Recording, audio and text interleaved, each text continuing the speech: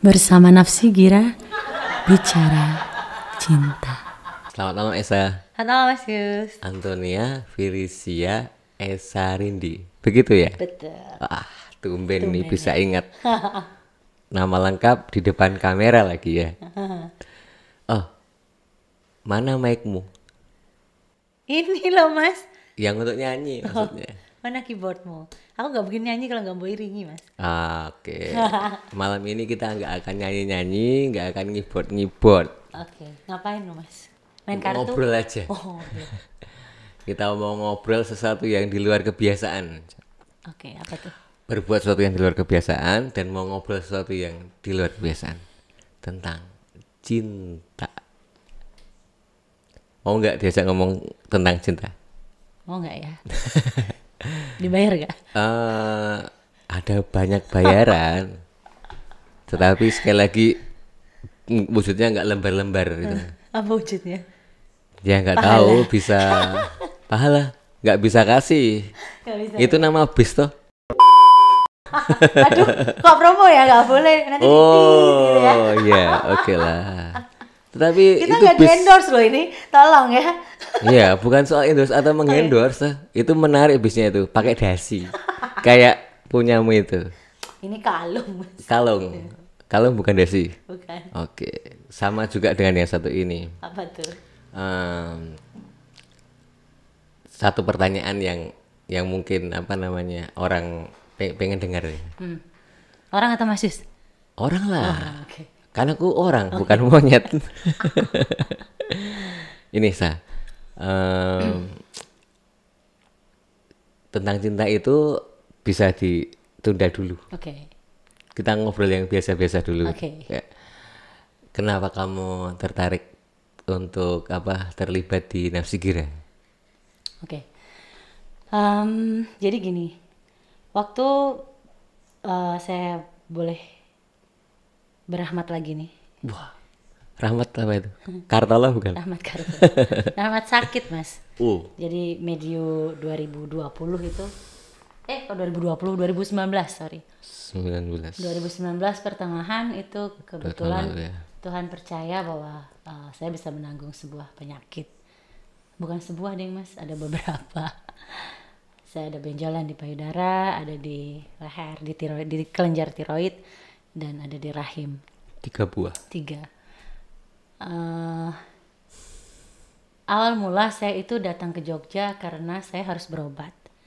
Nah karena jarak ya, setiap sampai di Jogja lalu kemudian ada terapi pengobatan yang harus saya lakukan. Ke Jogja. Lalu dari mana? Dari Solo Mas. Solo. Iya, iya. Jadi kalau misalnya dilaju itu kan capek.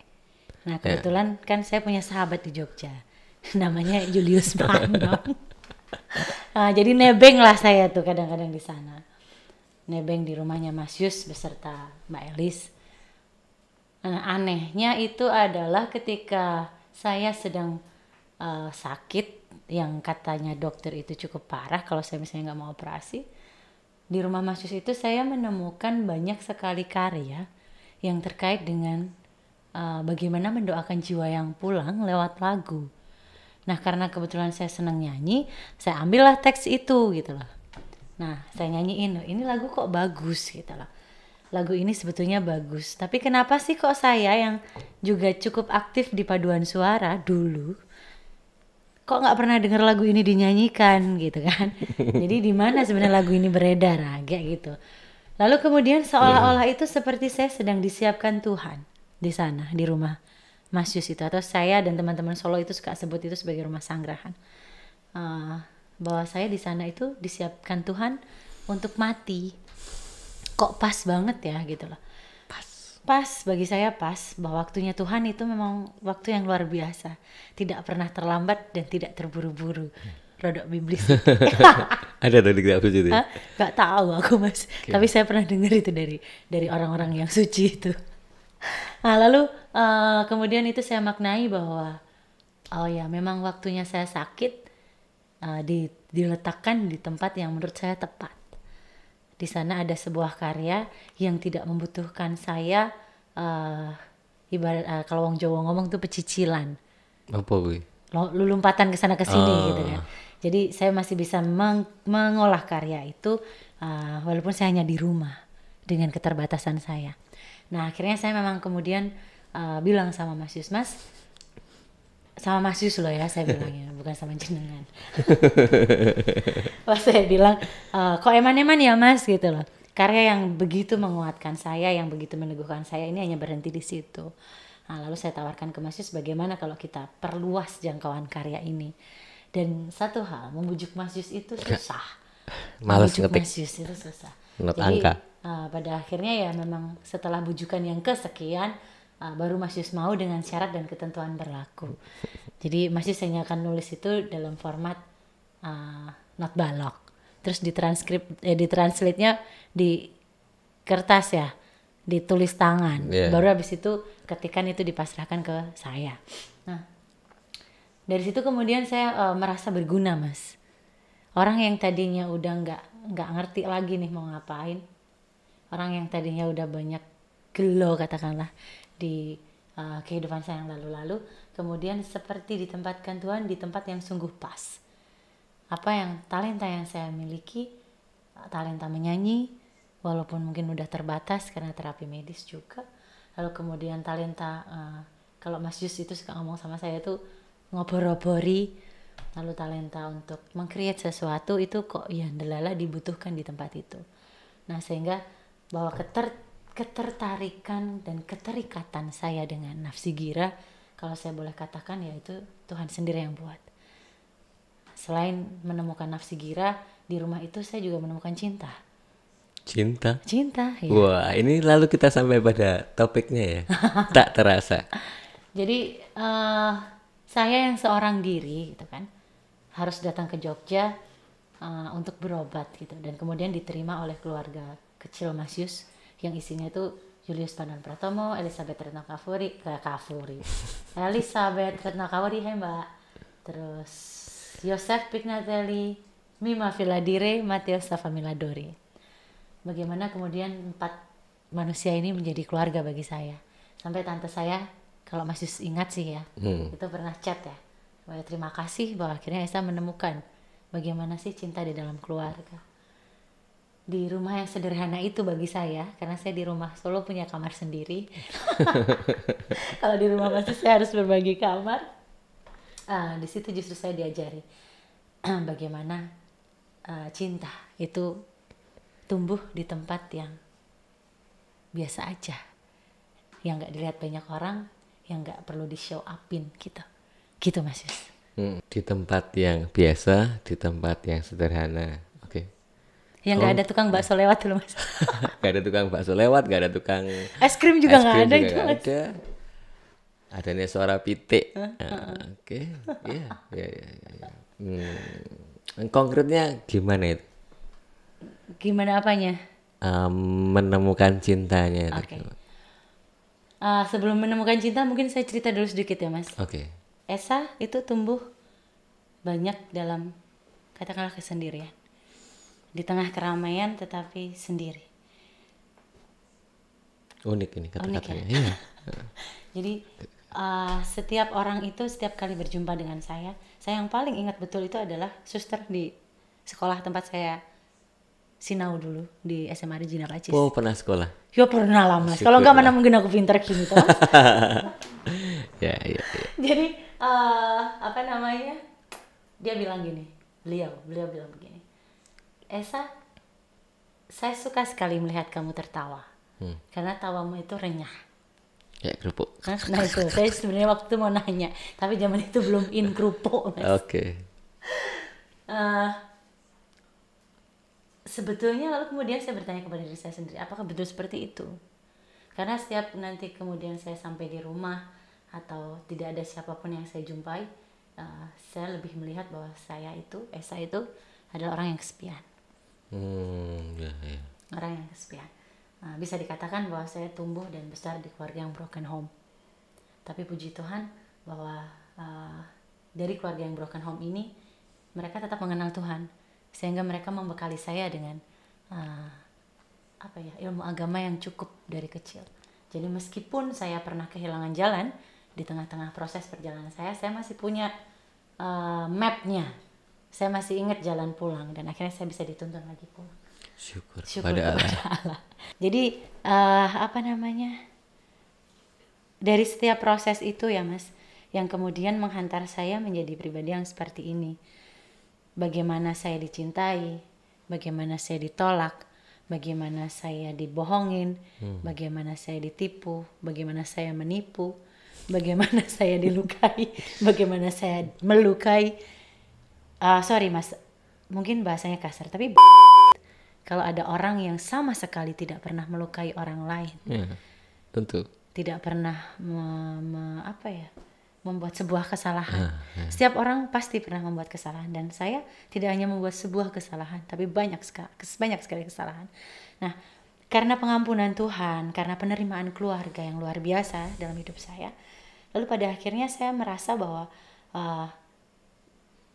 ya saya ini orang yang sangat dicintai, meskipun sepi, meskipun saya nggak punya siapa-siapa, katakanlah begitu. Bahkan sampai sekarang pun saya bisa dikatakan lebih banyak waktu sendiri ketimbang saya dengan orang-orang yang saya cintai gitu. Tetapi apapun itu, saya adalah pribadi yang sangat dicintai, yang luar biasa dicintai, dan itu terwujud gitu dalam kepercayaan yang saya anut, bahwa ketika Tuhan Yesus itu hari ini ya kayaknya kita peringatin ya, Jumat Agung ya. Hari dimana Tuhan itu wafat di kayu salib, itu adalah hari dimana cinta itu bagi saya dinyatakan. Bagaimana seorang yang gak punya salah apa-apa, tapi berani memberi diri untuk menanggung hal yang tidak pernah ia perbuat gitu. Jadi ya balik lagi gitu loh.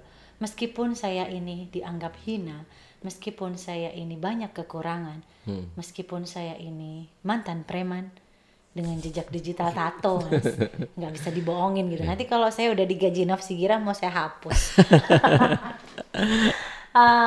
Saya tetap dicintai dan saya tetap layak mencintai.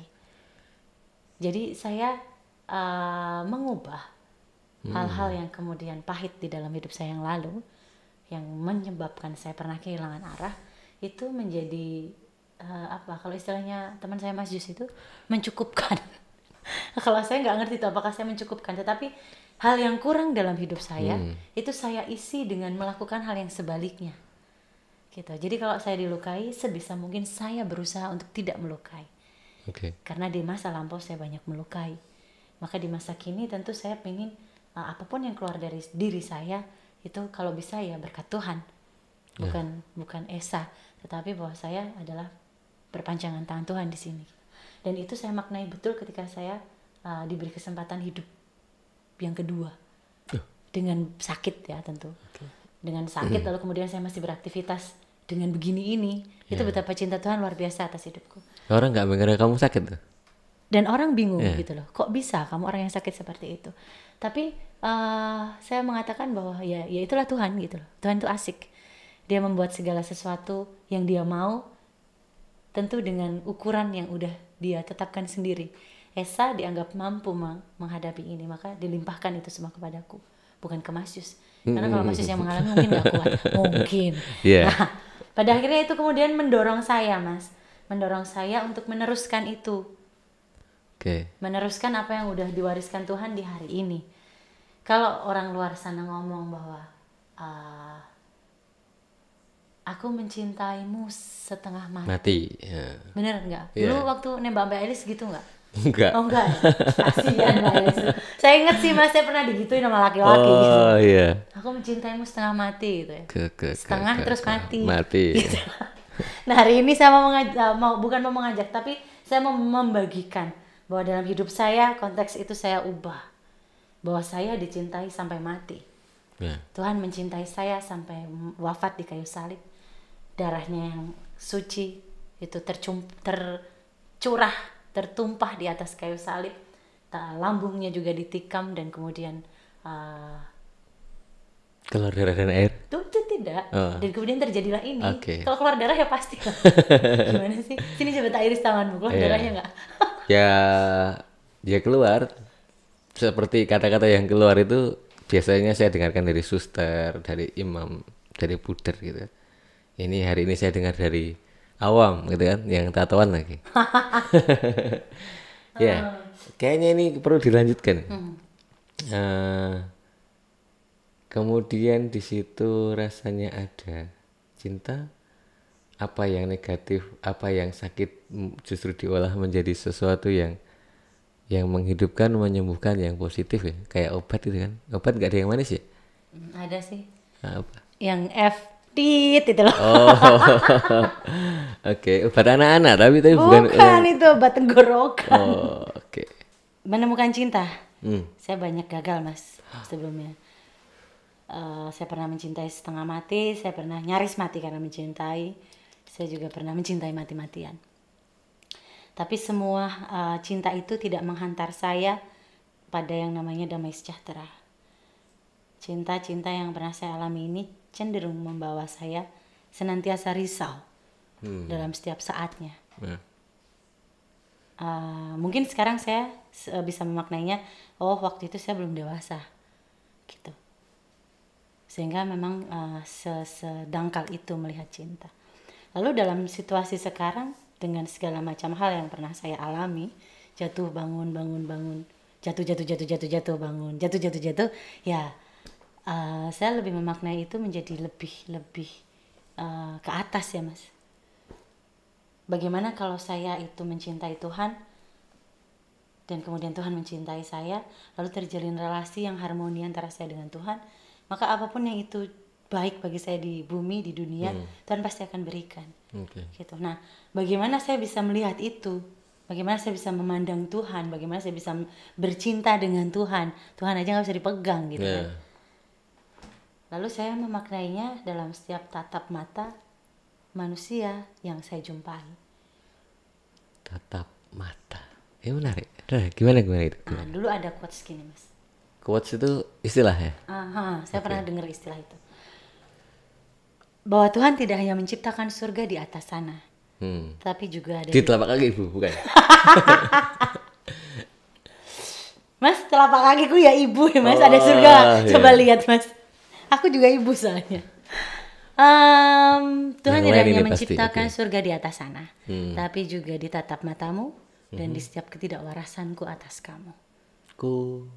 Ketidakwarasanku atas kamu. Kalau itu tentu relasinya relasi dunia ya mas. Bagaimana kemudian yang tadi mencintai orang setengah mati, mati-matian dan yang lain sebagainya. Nah, kadang-kadang dalam mengejar itu kemudian kita lupa bahwa apa yang kita miliki sekarang itu mungkin akan terlepas. Semakin menggenggam, semakin merucut. Nah, akhirnya dari situ saya mencoba belajar lebih bahwa itu saya olah menjadi betul bahwa surga itu tidak hanya ada di sana, tapi surga juga bisa saya ciptakan di dunia ini dari relasi saya dengan pribadi-pribadi yang saya jumpai, gitu. Dan itu saya diteguhkan, dikuatkan, dimantapkan dengan lagu yang diciptakan oleh sahabat saya yang namanya Julius Panan Pratomo. Kok dan bisa? Yang mana itu?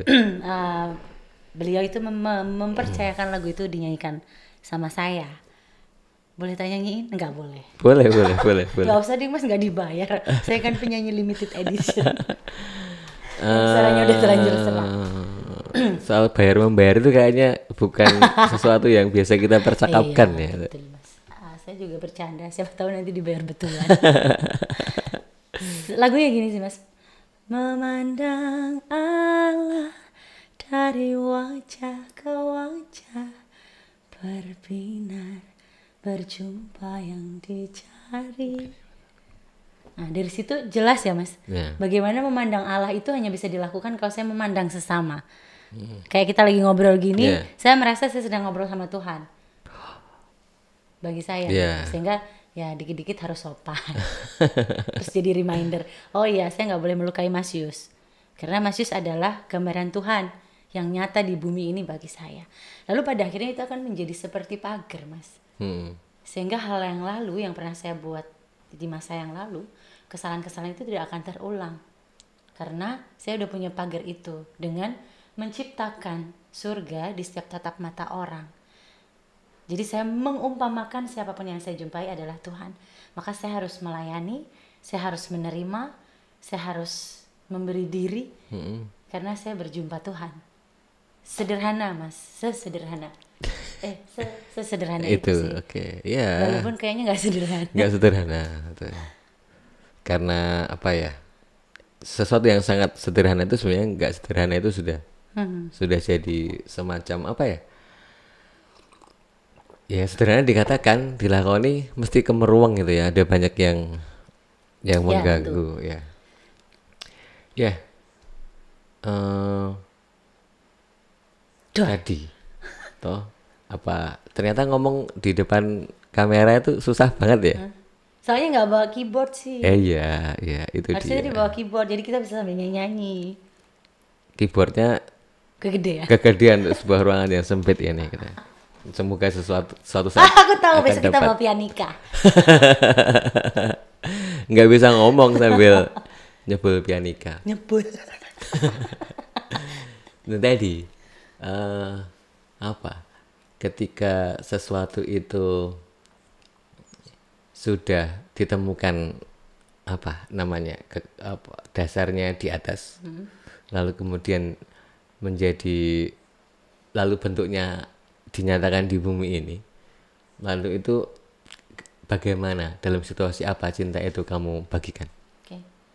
Cinta dibagikan ya terutama dalam setiap saat ya. Nah, sebagai seorang Esa yang sakit, sebagai seorang Esa yang sendirian,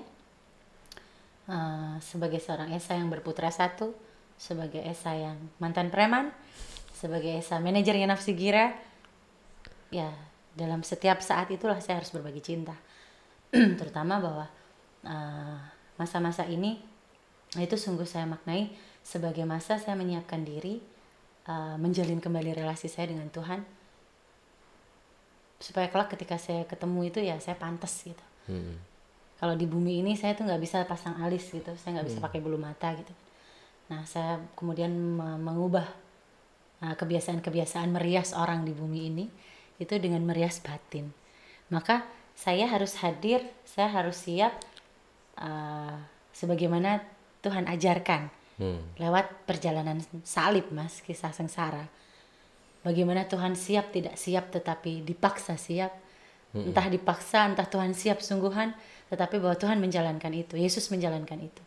Dan Yesus pun juga jatuh bangun ya, artinya dia juga nangis di beberapa saat sebelum kemudian ditangkap dan yang lain-lain. Seperti yang kita udah sering dengar di perayaan Ekaristi Jumat Agung kan. Lukas terutama. Itu kemudian saya maknai sebagai ya saya harus melakukan hal yang sama dalam kapasitas saya sebagai manusia.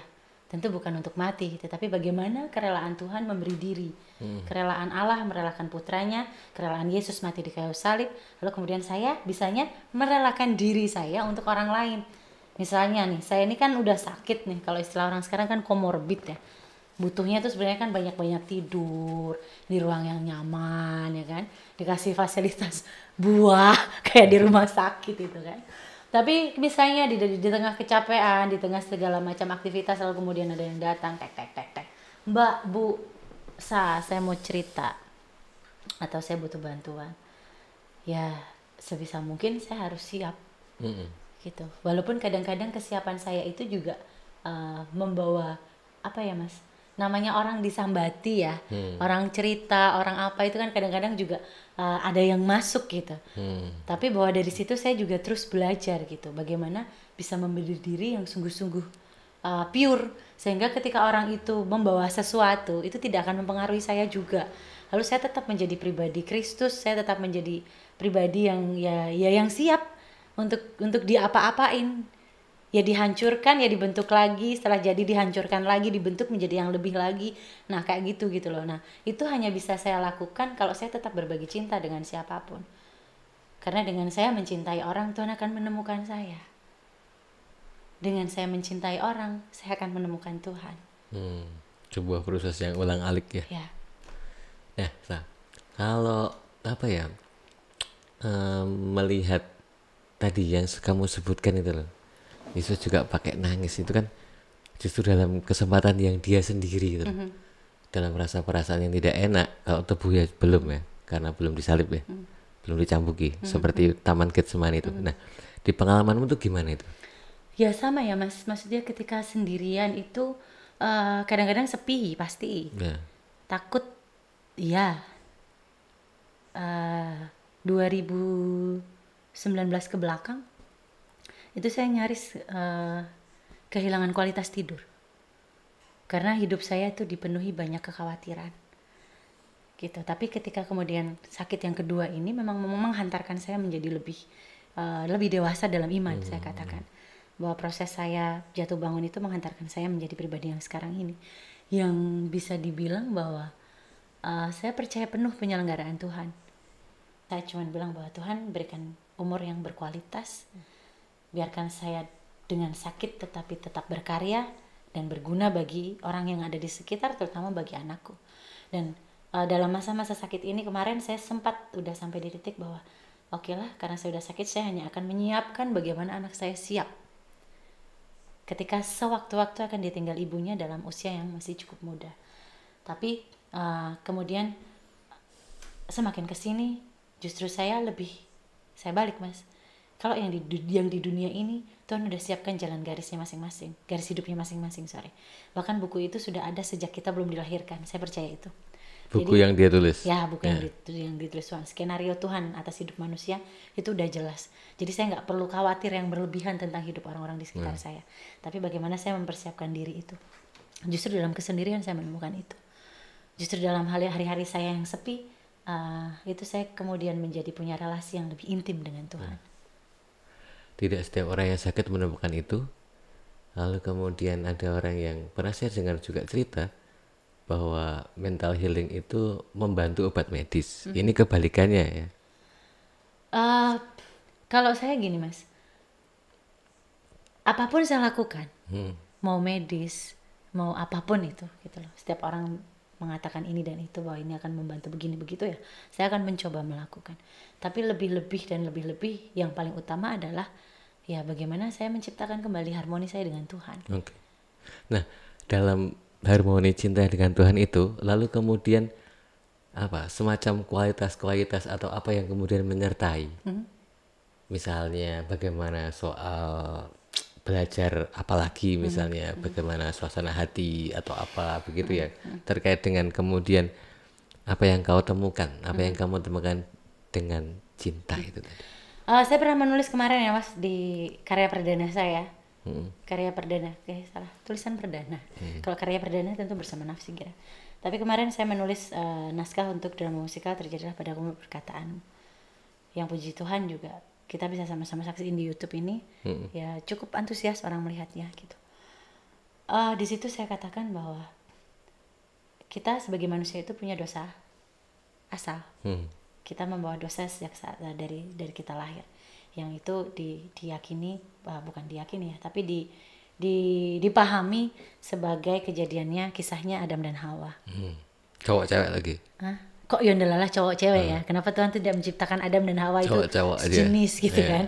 Supaya jadi orang tuh gak blunder nanggepin cinta. Jadi Adam dan Hawa itu kan awalnya juga hidup di surga. Lalu kemudian karena apa ya, Mas? Karena nafsu kalau saya ngomong.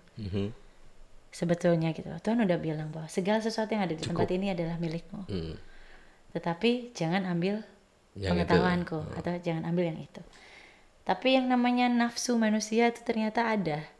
Dan kemudian itu dibumbui oleh ular. Lalu kemudian menjadi sebuah dosa. Dan kemudian harmoni yang ada antara manusia dengan Allah itu seketika hilang. Sehingga manusia harus ke bumi, harus kerja susah-susah payah, harus mencangkul dari tanah lah, apalah dan lain sebagainya. Lalu kemudian endingnya kok ya tetap kudu mulai rono, harus pulang lagi ke sana. Nah, dalam hal itu kemudian itu saya maknai,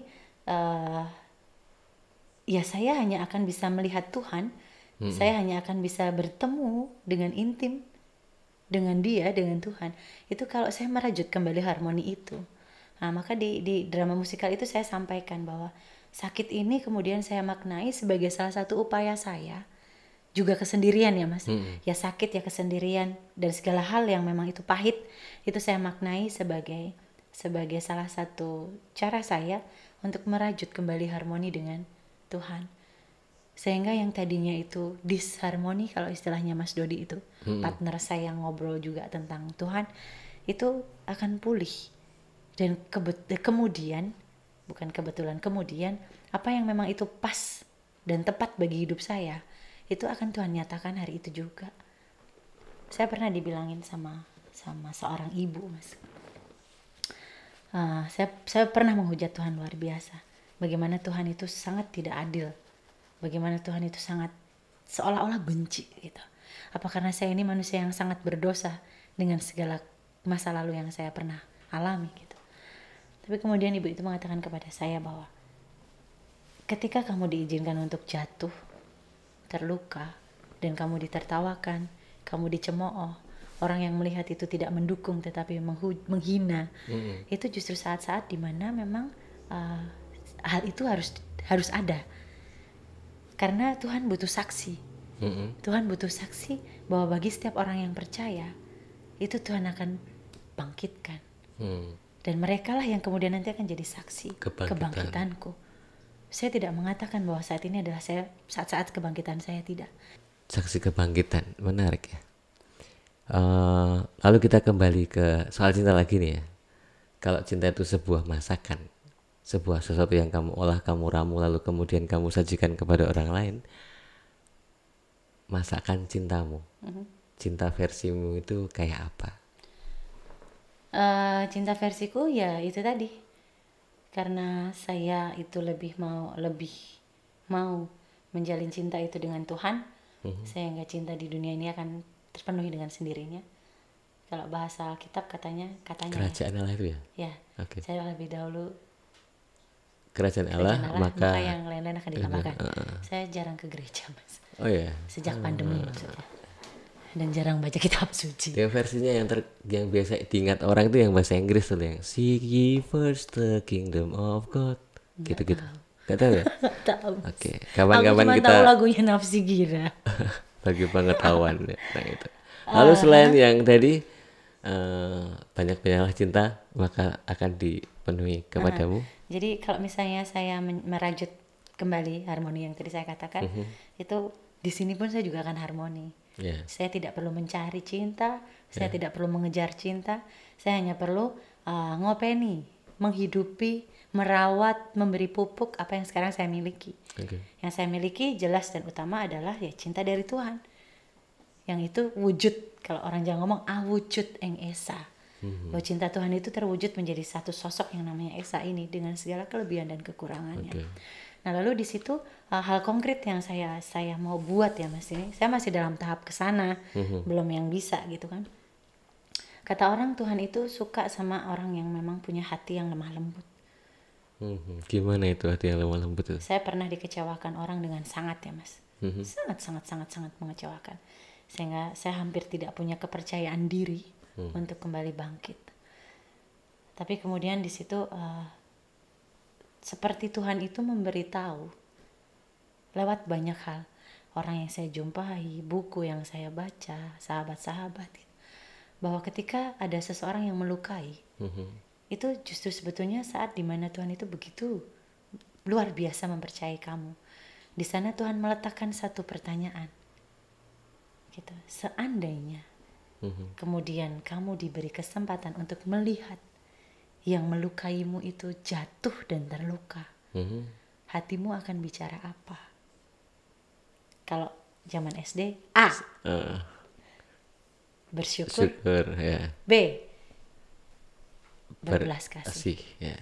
Nah, jawaban hati itu yang akan menentukan, yang akan kemudian merajut kembali harmoni itu.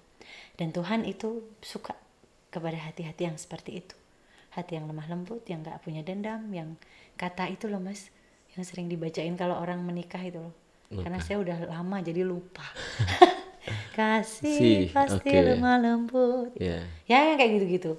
Jadi apakah lalu kemudian gak boleh marah? Ya marah. Ya saya juga marah, dalam saya mencintai orang saya tetap marah. Saya tetap punya sisi manusia yang pada umumnya. Kalau ada sesuatu yang gak enak di batin ya saya juga akan sampaikan. Tapi lebih adalah bagaimana membentuk batin bukan sikap dan bukan pribadinya, tetapi batin yang lemah lembut. Sehingga ketika mulut kita bicara bahwa aku benci sama kamu, tapi hati itu akan menuntun dengan sendirinya bahwa aku mencintai kamu. Oke. Gitu. Dan sungguh gitu Mas, Tuhan suka sama hati yang seperti itu. Lalu konkretnya lagi adalah menerima segala macam rahmat yang saya alami. Susah Mas ngomong rahmat itu sebetulnya, karena saya dulu mengatakan bahwa ya itu tadi, Tuhan seolah-olah membenci. Bagaimana saya kemudian dengan banyak keterbatasan sekarang ini, tapi bahwa kemudian sekarang ini itu saya maknai sebagai saat yang sungguh berahmat, saat-saat yang paling berahmat, saat dimana Tuhan ya itu tadi percaya penuh terhadap saya. Maka ya akhirnya segala sesuatu yang kemudian saya terima dari Tuhan, apapun itu bentuknya, harus saya teruskan kepada sesama, kepada siapapun yang membutuhkan, dan tentu dengan cara dan format yang berbeda. Kalau Tuhan melimpahkan itu kepada saya dalam bentuk sakit, maka mungkin saya akan melimpahkannya kepada yang lain dalam bentuk perhatian. Hey, saya tuh sakit karena ini loh. Nah, dalam sakit saya tuh kemudian saya menemukan ini loh gitu. Nah, kalau misalnya Tuhan melimpahkan itu dalam bentuk rahmat yang lain, misalnya rezeki, ya tentu rezeki itu juga harus saya bagikan gitu. Dan sekali lagi ada seorang ibu yang dulu pernah bilang sama saya bahwa jika kamu hanya punya satu dan kamu rela memberikan itu kepada yang lain, itu bukan memberi, tapi itu mencintai. Dan Tuhan Yesus hanya punya satu nyawa, dan dia nggak eman-eman memberikan itu. Sekali lagi saya katakan, ya itulah cinta versi Esa. Bagaimana saya mengkiblatkan diri di atas kayu salib itu. Ada batin yang lembut, ada kerelaan. Oke. Sesuatu yang menyertai dalam cinta. Oke ya. Lalu ketika itu kamu terima rahmat itu yang semula sebenarnya atau kamu maknai sebagai yang gak enak, yang kutuk, yang pahit, lalu kemudian menjadi saat yang berahmat,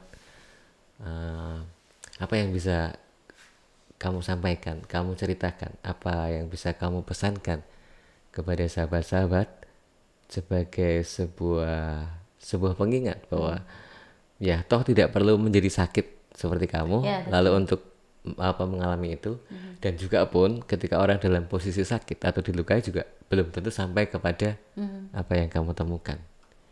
Oke. Boleh tuh berpesan-pesan? Jadi nanti dipikir aku nenek-nenek.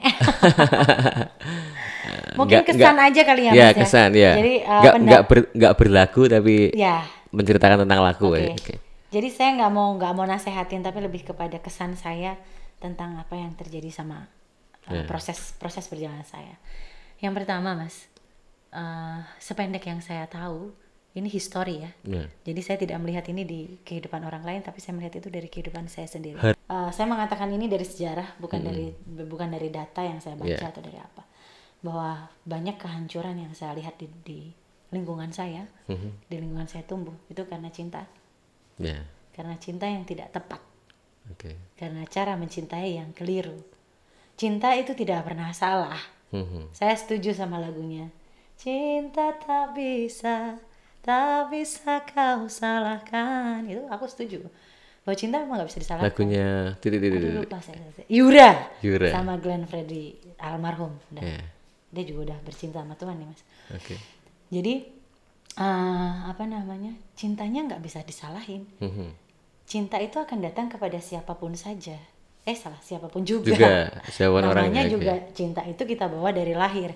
Jadi misalnya saya mencintai Mas Yus, apa saya salah? Ya enggak. Saya mencintai Mas Yus, saya mencintai Atta, saya mencintai Anjar, saya mencintai semua orang-orang yang ada di sekitar saya. Tapi formatnya, bentuknya itu bagaimana? Nah, itu yang harus kita olah. Kalau mencintai semuanya itu tadi kemudian dengan bentuk yang sama, misalnya membawa-bawa nafsu, unsur nafsu di sana, ya tentu itu menjadi salah. Tapi kemudian cinta yang akan menjadi kambing hitam. Sebetulnya yang keliru kan eksekutornya, manusianya, pelakunya. Tetapi kemudian cinta itu menjadi tercoreng. Padahal cinta itu adalah warisan utama dari Tuhan Yesus, dari Allah Bapa gitu, yang harus kita teruskan. Nah, jadi saya lebih pilih untuk melihat cinta itu benar-benar dulu, baru kemudian Oke. akan saya gitu. Ya. Tak resepin dulu gitu Oke. dalam hati, kemudian saya akan menuangkan itu dengan cara yang tepat, sehingga tidak akan menimbulkan luka dan tidak akan menjadi Pemecah belah Oke. gitu. Dan itu kalau dikaitkan dengan data jelas Mas, Ya. berapa banyak sih sekarang orang yang tadinya itu menikah lalu kemudian ada masalah, dan kemudian mereka berpisah, lalu pada akhirnya yang tadinya mereka itu saling mencintai lalu menjadi saling membenci. Itu bukan salah cintanya, tetapi salah format mencintainya gitu. Persahabatan juga bisa gitu juga kan? Tentu, Ya. saya juga mengalami itu. Bagaimana kemudian seorang sahabat itu bisa menjadi orang yang sangat memusuhi gitu.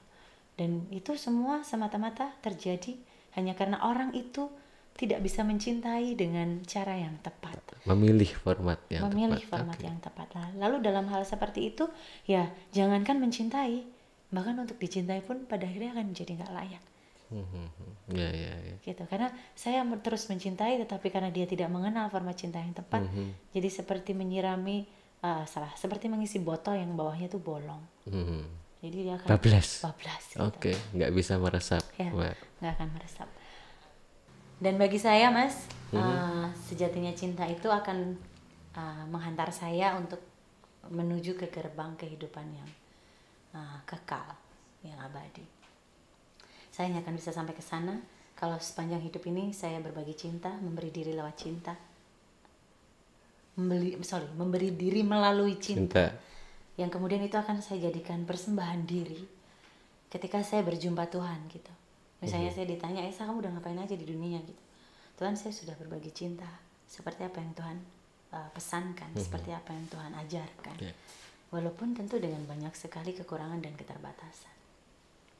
Dan saya hanya akan berhenti mencintai ketika seluruh rangkaian tugas yang ada di bumi ini selesai. Dan ditutup dengan sebuah kalimat yang saya paling suka. Mudah-mudahan kelak ketika saya nggak ada itu ditulis di mungkin nisan atau di semacam surat lelayu gitu. Saya sangat senang dengan kalimat ini, bahwa ketika saya hanya akan berhenti mencintai, saya hanya akan tidak lagi bisa mencintai, itu ketika seluruh rangkaian kisah saya ditutup dengan sebuah kalimat, Esa dan sang baginda hidup bahagia selama-lamanya. Amin. Gitu Mas. Lalu ini selesai. Apanya? Aminnya itu yang selesai. Ya, ketawa yang ini tidak akan mengaburkan padatnya kata-kata yang tadi. Sekali lagi hadir bagi saya, bagi teman-teman itu sebagai sebuah pengingat bahwa undangan ini berlaku untuk semua orang. Jadi tidak harus menunggu ketika kita sakit dan kita dilukai lalu kita akan berjumpa dengan cinta yang memang kemudian itu dicontohkan, dipesankan dan diwariskan seperti yang terjadi dan yang kita ulang lagi di hari ini di Jumat Agung, tentang sebuah misteri cinta yang luar biasa sejatinya gitu. Dan ya itu sebuah rahmat sekali lagi ya, yang tidak kita nikmati di tempat lain. Dan kadang-kadang memang kenikmatan kita akan Jumat Agung itu menjadi berkurang ketika kita tidak sampai ke sana. Oke, terima kasih atas sharingnya. Mas, saya boleh nambahin nggak Mas? Oh, apa? Jadi gini Mas, umumnya orang Katolik, umumnya orang Kristiani, umumnya setiap pemeluk agama itu menjalankan ajaran-ajaran agama itu karena sebuah tradisi. Ya, ritual gitu.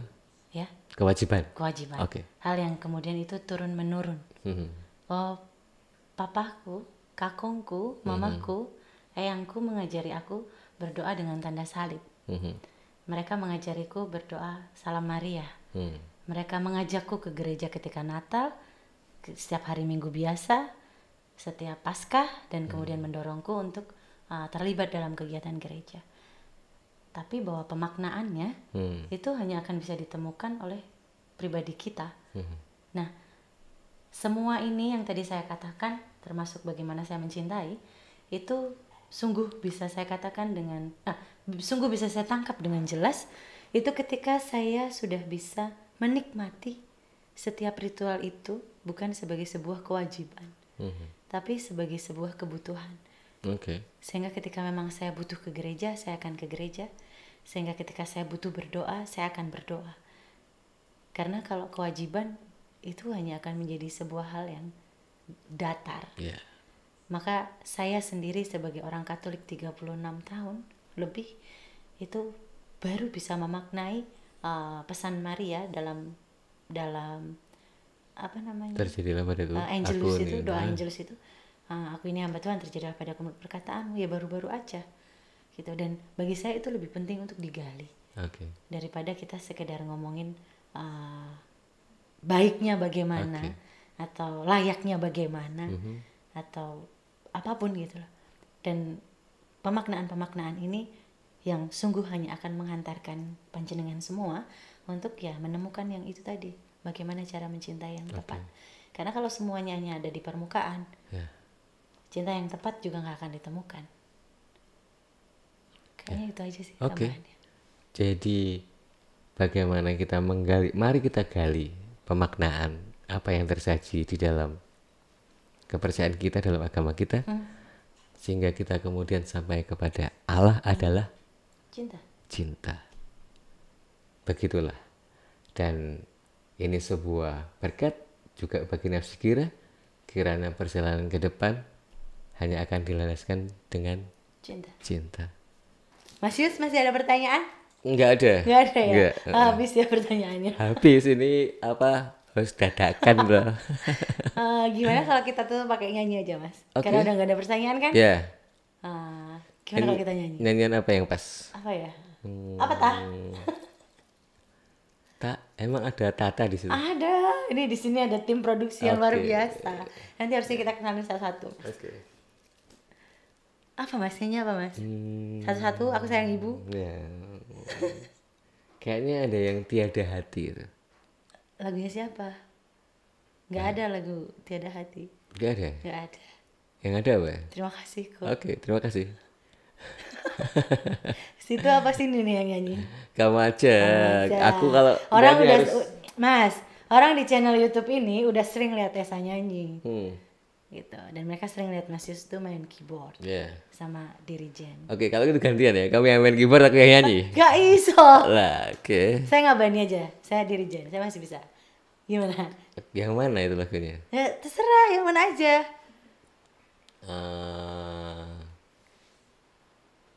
Kan kamu tahu aku nggak pernah hafal dengan gitu bagian-bagian gitu. Jadi kamu aja yang nyanyi. Jadi udahan ini. Udahan nih, bener ya. Serius? Nggak ada pertanyaan lagi? Nggak ada. Sekarang nyanyi lagi aja. Gimana kalau lagunya langsung aja Mas habis ini? Di setel gitu? Jadi diklik aja tuh nanti di rumah musik. Baik. Nafsi Gira. Ya, sepakat kita cheers dulu saja.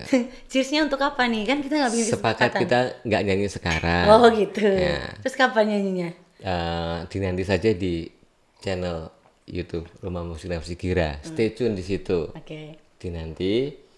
Lalu setelah kita ngobrol-ngobrol ini akan meluncur lagunya ke telinga dan hati. Mas Yus masih ada pertanyaan? Pertanyaan nggak ada. Permintaan saya. Waduh, minta apa nih? Minta pesan ke sahabat Nafsi Gira. Sahabat Nafsi Gira dimanapun Anda berada, terima kasih bahwa sapaan Anda semua juga adalah salah satu yang menguatkan saya dalam proses saya secara personal, juga proses Nafsi Gira dalam komunalnya. Bahwa sapaan Anda semua, dukungan Anda semua melalui apapun itu tanda kasih yang kami terima, itu sungguh sangat berharga bagi keberlangsungan karya kami. Maka sederhananya kalau kami tetap boleh meminta, perkenankan kami meminta Anda untuk tidak lupa subscribe, like, komen, dan share setiap karya kami sehingga kami dapat terus berkarya di tengah banyak keterbatasan. Dan akhirnya dia Esa, dia Yus. Selamat melanjutkan aktivitas berkah dalam.